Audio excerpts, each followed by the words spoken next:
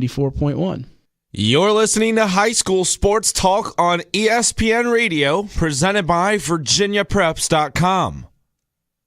Now back to your host, Matt Hatfield, and the coach, Ed Young.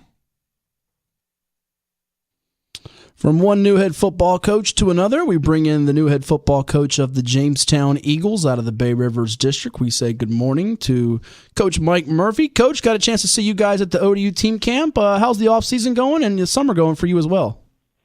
It's going pretty well. Thanks for having me on, guys. We've been going 5 days a week. We're getting more kids out every day, so it's going pretty well. We're getting ready for 2 days here in a couple of weeks. Well, we'll get into your background here in just a bit, but what drew you to Jamestown High School? Open position there as the head football coach. They made the playoffs last year, not with the most glossy of records, lost in the opening round against Kings Fork, but much like we spoke on earlier with Coach Martinez at First Colonial, other sports at the school have done well, so you got to feel like there's some potential there in Jamestown football. Yeah, absolutely. The school's definitely got athletes. I was kind of drawn to Jamestown because it's the same type of program that we took over at Gloucester, a team where they haven't been successful comparable to some other teams in the district in the past couple of years. But at Gloucester, we were able to turn things around, and that's what we're going to have to do at Jamestown as well. Coach Ed Young here. Congrats on the position. Matt had said earlier a little bit about your background. Let's do that now. Let's go back to your high school days. Bring us all the way up through to the current position you got here at Jamestown. I went to high school in Sunbury, Pennsylvania at Shikellamy High School. I graduated in 2007. I ended up going to Penn State. I did not play football there. I just got my degree. Graduated in 2012. And I took a math teaching position down at Gloucester High School in 2013. I coached at Gloucester for 5 years. My first year I was a volunteer. And then year 2 I was quarterbacks coach. Years 3, 4, and 5 I coached the quarterbacks and was offensive coordinator there at Gloucester. And that opportunity is what kind of set me up to be ready for a head coach. And the Jamestown position came open, and I applied for it, and the interviews went well, and I got the job. Coach, as you look at what Jamestown has on the table this year, I know one of the names that we're going to go through a lot of your positions here. The highlight we had last summer on Coach Bobby Wilder. His son, Drew Wilder, is a key figure for you in the trenches. Talk about what he's shown you so far. Drew is a big guy. He's very mobile. He's a great leader. He leads by example on a daily basis. He works really hard in the weight room and then in our conditioning circuits. He's working really hard, and that's paying off. I can see Drew did really well at the ODU camp when we were down there. He's getting better every day. And correct me if I'm wrong, he's a rising junior for you? He's a rising junior, and I believe Drew is about 6'3", 295. So good size. And where do you guys plan to use him at on both sides of the line this year? He'll probably play in center or guard for us on offense, and then defensively he'll be a defensive end technique. And as a lot of people don't know, the junior year is such a pivotal one for college recruiting. So you imagine after this year you'll start to see a lot of schools come in looking at him? Yeah, absolutely. I think he's in contact with a couple of schools right now. No one has offered him yet, I don't believe, but I know Drew's his name's out there, and he's going to a lot of camps this summer. So, yeah, I anticipate coaches coming in, and even throughout the season, to watch Drew and see what he does on game days, and I think the offers will start rolling in for him. Coach, also let's look back as you're getting your team ready and taking your first head coaching job here at Jamestown. What about philosophy in terms of, first of all, who's kind of had the biggest influence on you in terms of putting your philosophy together as to what you want done on the field? And then secondly, what will the Jamestown fans see with your team? When I was at Gloucester, my first 4 years at Gloucester, our head coach was Brandon Kelly, and sitting down and getting to know Brandon, he really helped me learn the game, and we kind of adapted his offense to what we could make work for the kids at Gloucester, and we've kind of ran with the spread offense and adjusted it each year to fit our kids. But offensively, we're going to be running spread. We're going to try to be as even as possible as far as running pass go. Defensively, we want to keep it simple. Let our kids react, just read and react, and get aligned correctly, and just have fun out there. We don't want them to think too much because if they're thinking too much, they're not going to be playing full speed. This year at Jamestown, I think the fans can expect to see a team that is going to come out and give 100% every night. The kids have been working really hard, and it's a new system for them, so it's a learning process right now. But I think once they get it down, the kids are going to be flying around the football field, and Friday night should be pretty fun. Looking back at the Gloucester team, before we look at some more of these players to go with Drew on the squad, I see some similarities perhaps with Gloucester had not had a lot of success. You guys certainly built around a big weapon in Isaiah Spencer last year, and you surprised some people, got in the postseason. Do you draw some comparisons to what the situation was at Gloucester, whereas not a lot of success football-wise, tough district, and the Bay River's got some names that have been around for a long while. Lafayette's been the king. They've been in state playoff games. Pecoson's been in state playoff games. Smithfield, York, others very good. Do you see some of those similarities, or do you try to wipe the slate clean and not even bring up what you guys did at Gloucester and try to apply it here? No, I think it's very comparable. It's really the same type of kids in just a different town. Like you said, same kind of setup with the Peninsula District and the Bay River District. There's not really that change of level there either. So just relating with the kids and telling them my experiences and going from a 1-9 season till last year, 5-5 and making the playoffs. The kids can relate to that and they want to get there. So constantly reminding them of that and why we're working so hard because we want to get to that spot and be successful.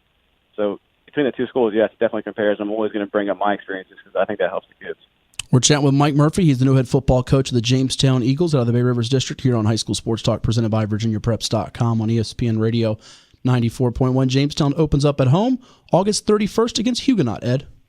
Coach, let's talk some individual players. Let's start with guys who you think are standing out, where those kids will be playing. And obviously, let's start with the quarterback position. The quarterback position right now, I'm looking at three guys. I've got a rising senior who was a backup quarterback last year. I have a rising junior who played varsity quarterback as a freshman. And I have a rising sophomore who's our JV quarterback. All three guys, kind of do things differently. I'm not exactly sure who is the front runner yet. I haven't named that position. But hopefully by the end of our second scrimmage, we'll know who our starter is going to be for sure at quarterback. Well, but what about some other kids, Coach, you talk about? Defensively, we've got a senior at Mike linebacker, McKinley Harris. He was super impressive at the ODU camp. He was flying around. He was making tackles on the sideline, opposite side of the field. He's going to be our quarterback of our defense. He's a big kid. He's probably about 6'2", 200. Very knowledgeable, very smart. So I think he's going to be able to lead us defensively. And honestly, our strongest part of our team is going to be up front. Our offensive and defensive lines we're pretty big across the board. On the outside, we have a rising junior, Jamadi Whippy. He's very explosive. He's one of our fastest guys. I believe he ran a 4.5 when we tested 40s last month. He's got some good size to him too. He's about 6'4". But we're going to be pretty young this year. We do have some seniors that have experience and that are going to fill key roles. And overall, we're going to be a pretty young team this year. How much does it start, too, with building? I mean, certainly you never wipe off a year, but you get in the JV guys and the participation. How much is that going to be an emphasis for you guys to build the future of Jamestown football, where certainly you want to get in the playoffs, have a good record this year, but you're looking at long-term? Yeah, absolutely. I think that's the biggest key to get a program turned around is investing in those young guys. We do have a lot of rising freshmen coming out, which was a good thing for us. But keeping those guys motivated on a daily basis, short-term, teaching them how to play football, and then long-term goals would be helping them develop to becoming the players we want them to be. But in order to turn this thing around, we're going to need those eighth graders and rising freshmen to stay invested. And that's really what happened at Gloucester. The guys like Isaiah Spencer's class, we had them as eighth graders 5 years ago, and we were able to keep them together. And I think we graduated around 25 seniors there last year. But that was the key, is always investing in the young guys and keeping them coming out and keeping them motivated. Coach, who do you have for your scrimmages coming up? I believe we're scrimmaging Portsmouth Christian on the 17th. I'm not sure if that's been finalized yet, but that will be in Williamsburg at 6 o'clock.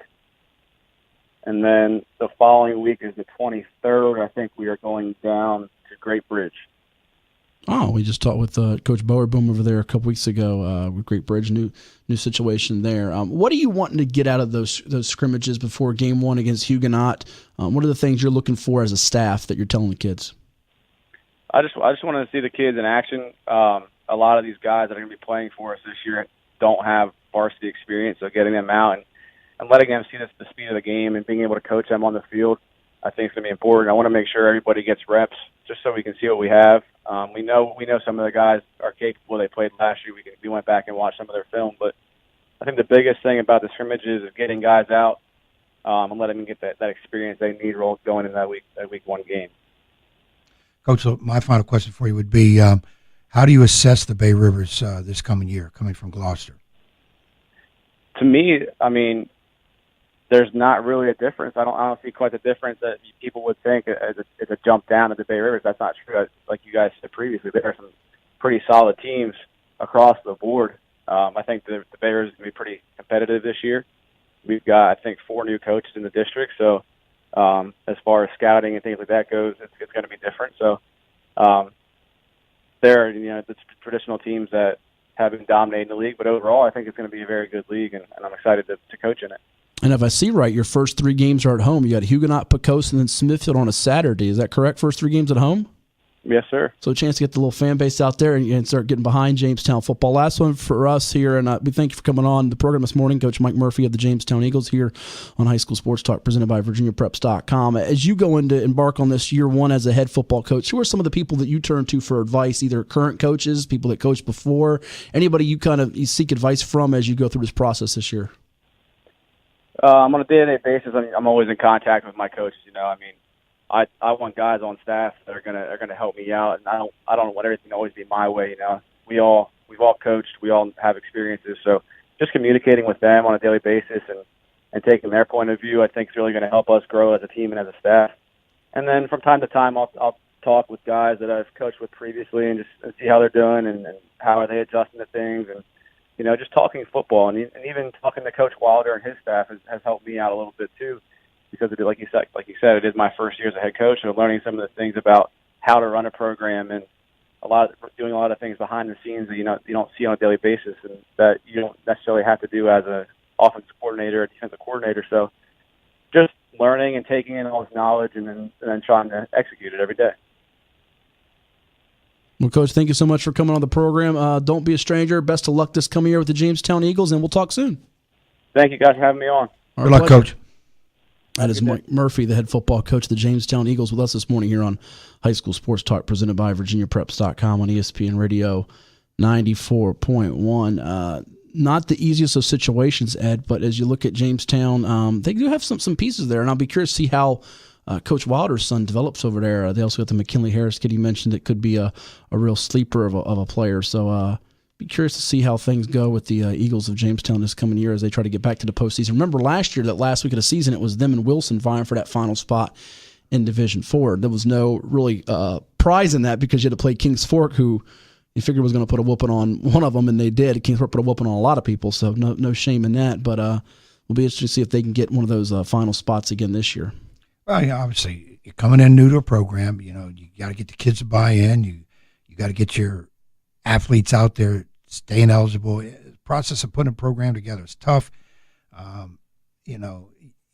Wins help. I mean, you could work hard and be raw and all that mess, but you got to win, and winning helps that. But sometimes that process is so tough that you can't judge a new program strictly on wins early. It's just in terms of how you see the progress and the kids performing.